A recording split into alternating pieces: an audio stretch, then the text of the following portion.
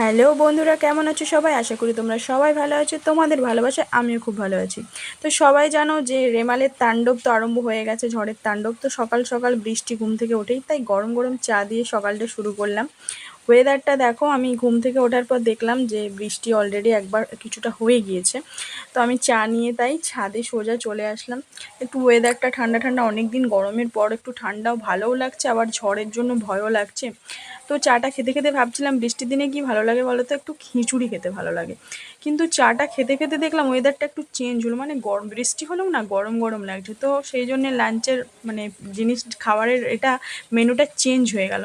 তো আমি দুপুরের লাঞ্চ নিয়ে বসে গেছি। এখানে একটু প্রন রাইস, শাক ভাজা এবং চিংড়ি মাছ দিয়ে পটল এবং চিংড়ি মাছের খোসা দিয়ে একটা বড়া টাইপ খেয়েছিলাম। তো আজকের ভিডিওটা আর বাড়াবো না, এখানেই রাখছি। সবাই সুস্থ থেকো, ভালো থেকো, এবং সবথেকে বড়, এই ঝড় বৃষ্টিতে কেউ বাইরে বেরিও না, সবাই বাড়িতে থেকো এবং আশেপাশের মানুষদের খেয়াল রেখো।